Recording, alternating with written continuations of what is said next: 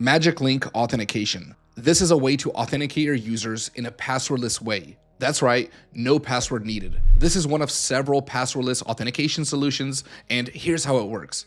Instead of providing a password along with your email and username, you just provide your email, and from there, a link is sent off to your email, and all you have to do is click on that link, and your user is now authenticated, completely passwordless. Now, this isn't always going to be the best solution for everyone, as every authentication method has its pros and cons. So it's up to you as a developer to decide what works for you. So my bank, for example, should be much more secure than some workout tracker app that I'm using. So how can we add Magic Link Authentication into our own apps? Well, that's what we're going to take a look at today. Now, before we get started, I already pre-built this form, and what we need to do now is add in the functionality to make Magic Link Authentication work here. So when we submit this form, this is going to trigger a handle auth function, which is empty right now, so let's build this out. Now, I know you're eager to jump into the code and make this work, but before we do that, we need to talk about the tool we're going to use to make this happen, because how this is implemented is going to drastically change based on the tool you select. So for this, we're going to use Appwrite, and Appwrite is going to allow us to manage our users.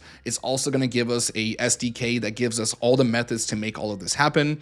And Appwrite will also take care of sending the emails for us. So it's the single tool that's going to make all of this happen. To use Appwrite, we can go to appwrite.io and go ahead and create a new account. Appwrite has a great free tier option, so we can go ahead and set all of this up without paying anything. I already have an account created with Appwrite, so once I log in after creating my organization and my project, this is what my console is going to look like, and here is where I can manage my users. As you can see, I already have a couple of users in here. I've also already downloaded the Appwrite Web SDK and configured it in my project, so if you want to do this too, go ahead and click on Add Platform, select Web here, and just go ahead and follow the rest of the steps through, and it'll guide you on how to set this up. So in my project, this is what my SDK configuration looks like, and the important thing here is to set up my account instance. Now, this account instance is what I'm going to need in the next steps to trigger that Magic Link authentication and any other authentication methods that I need, like getting my user and logging in and so on. These are all coming from this account instance. Okay, so the boring part is over. We set up our Appwrite project, we configured our SDK, and now it's time to make the magic happen. No pun intended. So let's go ahead and actually make this link work. So as I mentioned before, when we submit this form, we're going to go ahead and kick things off with the handle auth function. So in here, let's go ahead and reference our Appwrite account instance. And what we want to do here is call the create magic URL token method. Now this method is going to require 3 parameters to be passed in. The first is going to be an ID, and this is just going to be a string value. We can create our own, but luckily for us, Appwrite already gives us a method that we can use in order to generate one whenever this is fired off. So we'll just call id.unique, and this is going to give us that ID. The next one is going to be an email from the form. So whenever we want this email sent out, this is going to be where it's going to be sent to. Now, the last one is going to be a redirect URL. And what this is going to do is it's going to specify where the user is going to be redirected to once they click on that URL inside of their email. So let's give this a try. I'll go ahead and add in my email here, and then we're going to submit the form.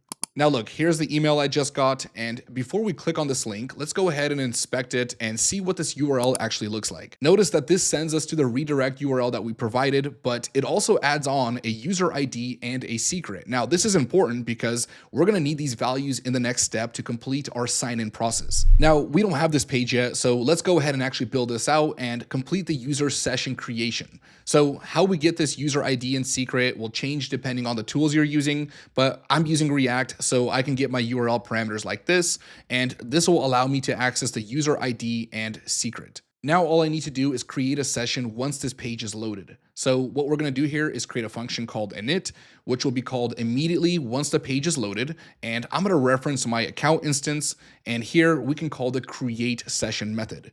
Here I can pass in my user ID and secret, and this method will now create a session for me, and it'll also set my browser's cookies, therefore logging my user in. So let's try this again now that this is completed. I'll add in my email.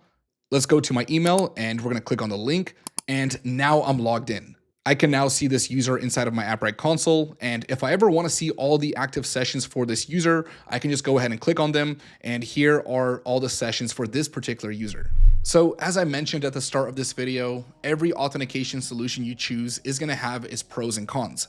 Now, the obvious answer might be to just go with the most secure solution, but that might not always be the right fit for you, as every application doesn't require the same level of security, and in many cases, you may just make your app so hard to use with so many friction points that your users just leave altogether simply because it's too hard to access it. My suggestion is this: do the research on all the authentication methods, be aware of their pros and cons, and consider how you can mitigate those risks. Sometimes a simple second factor of authentication might be all you need to increase security by a very significant amount, and that could be enough for your application. So that's it for this video. I hope you all learned something, and I'll see you all in the next video.